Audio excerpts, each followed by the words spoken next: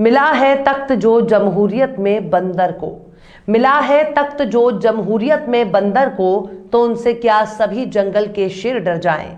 सलाम, नमस्ते, सत श्री अकाल। मैं हूं आपके साथ हर्षिता मिश्रा और आप देख रहे हैं टाइम्स मेल।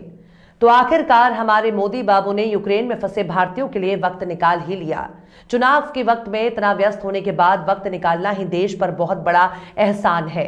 हमारे मोदी बाबू देश के लिए बहुत कुछ करते हैं। देश के लिए सोते हैं, देश के लिए खाते हैं, देश के लिए पीते हैं, देश के लिए टहलते हैं, देश के लिए चुनाव प्रचार करते हैं, देश के लिए रैलियों में मौज काटते हैं, देश के लिए पार्टी का प्रचार करते हैं, देश के लिए विज्ञापनों का अंबार लगा देते हैं, देश के लिए विपक्षी दलों पर निशाना साधते हैं। यानी देश के लिए हमारे मोदी बाबू बहुत कुछ करते हैं, जिसको गिनते गिनते उंगलियां कम पड़ जाएंगी। हमारे मोदी बाबू बहुत मेहनत करते हैं। मोदी जी 18-18 घंटे काम करते हैं, कमर तोड़ मेहनत करते हैं। वो महज चंद घंटे ही नींद लेते हैं। मतलब राष्ट्र और देश के लिए ऐसा कट्टर और राष्ट्रवादी नेता टॉर्च लेकर भी खोजने पर नहीं मिलेगा। लेकिन अब यूक्रेन में फंसे हमारे बच्चे दर्द से करहा रहे हैं। उन्हें बंधक बनाए जाने के इल्जाम इस वक्त यूक्रेन और रूस एक दूसरे पर लगा रहे हैं। ऐसे में हमारे बच्चे बहुत बुरी हालत का सामना कर रहे हैं। लेकिन हमारे मोदी बाबू अभी चुनाव में मदमस्त हैं। एक प्रचार मंत्री के तौर पर हमारे प्रधानमंत्री मोदी के लिए वक्त निकाल पाना बहुत बड़ी चुनौती है। इस छोटे वक्त में पीएम मोदी को चुनावी रैलियां भी करनी है और विपक्षियों पर जुबानी हमले भी करने होते हैं। बीजेपी नेता के रूप में हमारे मोदी बाबू को रैलियों में भाषण भी देना होता है। और इन सब के बावजूद अगर वक्त मिल जाता है तो ये देश पर किसी एहसान से कम नहीं। हमारे मोदी बाबू की यारी दोस्ती भी काबिले तारीफ है। वो बड़े और ताकतवर देशों के नेताओं से दोस्ती करते हैं। अमेरिका के पूर्व राष्ट्रपति डोनाल्ड ट्रंप और हमारे मोदी बाबू के बीच गजब की यारी रह चुकी है। ट्रंप की शान में कसीदे पढ़ने के लिए हमारे मोदी बाबू ने बाकायदा अमेरिका में जाकर डोनाल्ड ट्रंप की सरकार बना रहे थे। हाँ, ये बात अलग है कि सरकार बनते बनते रह गई और जिसके लिए मोदी जी ने देश की विदेशी नीति का पलीता लगाया, उसी ट्रंप की व्हाइट हाउस से विदाई हो गई। पहले भी बराक ओबामा से हमारे मोदी जी की यारी के किस्से जग जाहिर हैं। ओबामा और मोदी की दोस्ती एकदम तू तड़ाक वाली यारी थी। अब अंग्रेजी में तू तड़ाक को क्या बोला जाता होगा, ये तो हमारे मोदी बाबू से बेहतर दुनिया में और कोई नहीं बता सकता। लेकिन फिर भी मोदी जी जिससे जिससे लिपटे वो लोग बहुत सस्ते में निपटे। अब इसे संजोग कहें या प्रयोग, लेकिन मोदी बाबू अमेरिका के नए वाले राष्ट्रपति को गले नहीं लगा सके, वरना बाइडेन साहब अब तक अपनी कुर्सी बचा रहे होते। रूस हमारा सबसे पुराना दोस्त है, अमेरिका भी हमारा दोस्त है, दुनिया के तमाम देशों से हमारे देश की यारी है। इसके बावजूद भी यूक्रेन में फंसे भारतीयों को निकालने में हमारे मोदी बाबू पसीना नहीं बहा रहे, जैसा वो चुनाव में बहा रहे थे। जितनी मेहनत वो चुनाव में घूम घूम कर रहे हैं, अगर उतनी मेहनत भारतीय बच्चों की घर वापसी पर करने लगे तो हमारा एक भी बच्चा यूक्रेन में नहीं फंसेगा। इस वक्त हमारे देश में उन बच्चों के माँ बाप बिलक बिलक कर रो रहे हैं जिनके बच्चे यूक्रेन में पढ़ाई करने गए थे। हमारे बच्चे युद्ध होने के बाद वहां से निकलने की कोशिश कर रहे हैं। एक तरफ हमारे बच्चे यूक्रेन की अलग अलग सीमाओं पर ठंड में ठिठुर रहे थे, वहां पर यातनाएं झेल रहे हैं। वहीं दूसरी तरफ हमारे मोदी बाबू क्या ठाठ से चुनाव में मौज काट रहे हैं। एक तरफ हमारे बच्चे यूक्रेन की सीमाओं तक मदद के लिए यहां से वहां दौड़ रहे मीलों का सफर पैदल ही तय कर रहे हैं।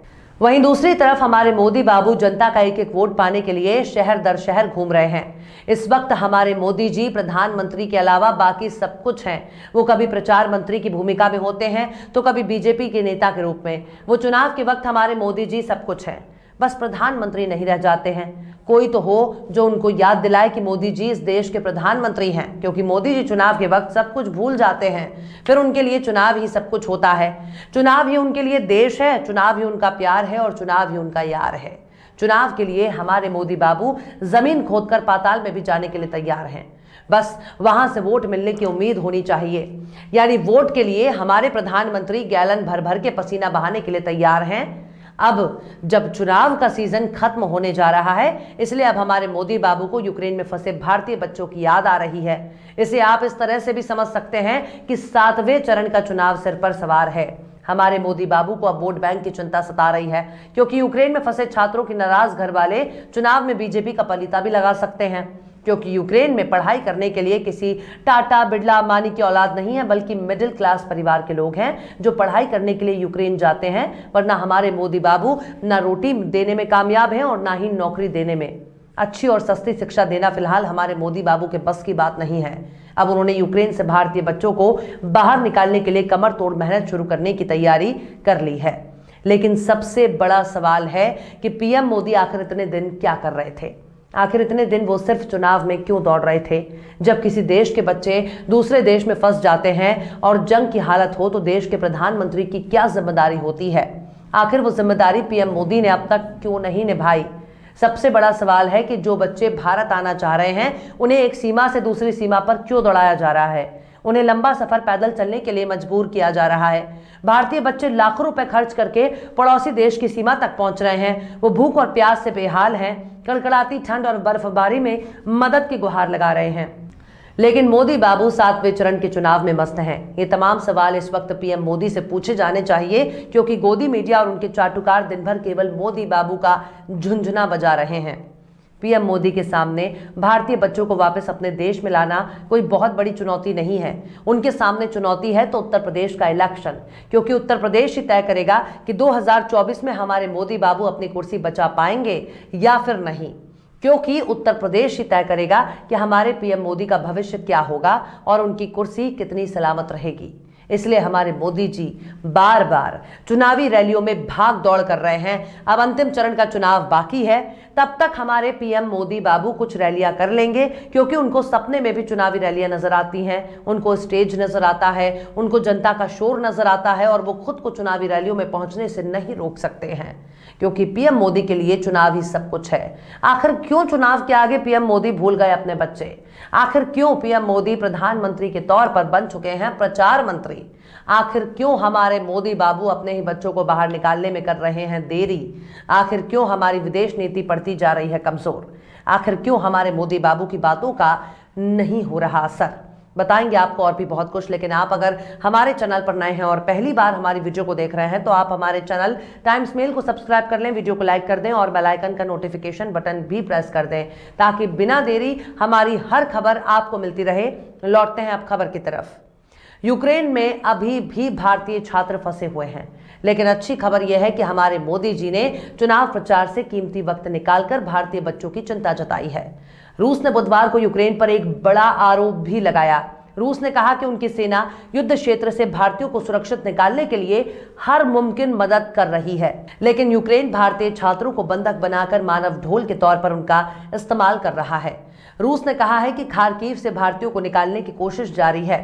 हमारे बच्चे यूक्रेन के लिए रूस से आने वाले गोला बारूद से बचने का एक हथियार बन चुके हैं। यूक्रेन भारतीय को एक ढाल बना चुका है। रूस के इल्जामों पर भारतीय विदेश मंत्रालय ने भी अपना बयान जारी किया है। विदेश मंत्रालय के प्रवक्ता अरिंदम बागची ने ट्विटर पर एक नोट शेयर किया है, जिसमें कहा गया है कि मंत्रालय यूक्रेन में भारतीयों के साथ संपर्क में है। किसी भारतीय को बंधक बनाने की जानकारी नहीं मिली है। वहीं दूसरी तरफ प्रधानमंत्री नरेंद्र मोदी ने रूस के राष्ट्रपति व्लादिमीर पुतिन से बात की। पीएम मोदी और पुतिन की बातचीत के ठीक बाद रूसी रक्षा मंत्रालय ने एक बयान जारी कर भारतीयों की पूरी मदद करने की बात कही है। वहीं रूस की तरफ से किए जा रहे दावे को लेकर यूक्रेन ने भी अपना एक बयान जारी किया और कहा कि भारत अपने छात्रों को यूक्रेन से निकालने के लिए एक कॉरिडोर बनाने को लेकर रूस से बात करे। रूस के आरोपों के कुछ देर बाद ही यूक्रेन के विदेश मंत्रालय ने दावा किया कि रूसियों ने भारत, पाकिस्तान, चीन और बाकी देशों के छात्रों को बंधक बनाया। यूक्रेन के विदेश मंत्रालय ने अपने एक ट्वीट में कहा, हम भारत, पाकिस्तान, चीन और दूसरे देशों की सरकारों से खार्किव और सुमी में रूसी हमले में बंधक बनाए गए लोगों के लिए मॉस्को से मांग करते हैं कि वो बाकी यूक्रेनी शहरों के लिए मानवीय गलियारों को खोलने की अनुमति दे। संयुक्त राष्ट्र में भारत के स्थायी प्रतिनिधि टीएस तिरुमूर्ति ने बुधवार को कहा कि हम खार्किव और दूसरे संघर्ष वाले इलाकों में अपने भारतीय नागरिकों की सुरक्षित और आसान रास्ते की मांग करते हैं। भारत सरकार ने निकासी की सुविधा के लिए यूक्रेन के पड़ोसी देशों में सीनियर मंत्रियों को भेजा है। फिलहाल भारतीय बच्चों को निकालना हमारे प्रधानमंत्री की प्राथमिकता होनी चाहिए। वो सारा ध्यान सिर्फ चुनाव पर लगाए हुए हैं। उन्हें जल्द से जल्द भारतीय बच्चों की वापसी के लिए अभियान चलाना चाहिए, क्योंकि अभी भी यूक्रेन में हजारों छात्र फंसे हुए हैं। हम सबकी यही दुआ है कि हमारे बच्चे सही सलामत वापस लौट आएं। बाकी रूस और यूक्रेन जितना मन लड़ते रहें, क्योंकि दोनों ही देशों का बयान सुनने के बाद ऐसा ही लगता है भारतीय बच्चे इनके लिए केवल बलि का बकरा है, वरना भारतीय बच्चों को बंधक बनाने का आरोप प्रत्यारोप लगाना कोई मामूली बात नहीं है। बहरहाल चलते चलते आखिर में साहिर लुधियानवी ने भी क्या खूब फरमाया है, हम अमन चाहते हैं मगर जुल्म के खिलाफ, हम अमन चाहते हैं मगर जुल्म के खिलाफ, गर जंग लाजमी है तो फिर जंग ही सही। फिलहाल इस वीडियो में बस इतना ही। ये वीडियो आपको कैसा लगा कमेंट बॉक्स में आप जरूर बताइएगा। वीडियो पसंद आए तो लाइक करें, हमारे वीडियो लिंक को फेसबुक, ट्विटर, व्हाट्सएप पर अपने रिश्तेदार यार दोस्तों को भी शेयर करें और बेबाक, निष्पक्ष, स्वतंत्र पत्रकारिता को सपोर्ट करने के लिए आप हमारे यूट्यूब चैनल टाइम्स मेल को जरूर सब्सक्राइब करें और हाँ, बेल आइकन की घंटी वाली बटन भी आप जरूर दबा दें ताकि आपको हमारे आने वाले नए वीडियो की नोटिफिकेशन फौरन ही मिल जाए। फिर मिलते हैं किसी और वीडियो में एक नई खबर के साथ। हर्षिता मिश्रा को दीजिए इजाजत। जय हिंद। तो देख लिया आपने हमारे इस वीडियो को। हमें उम्मीद है कि आपने हमारे वीडियो को लाइक किया होगा और दूसरों को भी शेयर किया होगा। अगर अभी तक आपने हमारे चैनल टाइम्स मेल को सब्सक्राइब नहीं किया है तो जल्दी से सब्सक्राइब कर दें और बेल आइकन भी प्रेस कर दें।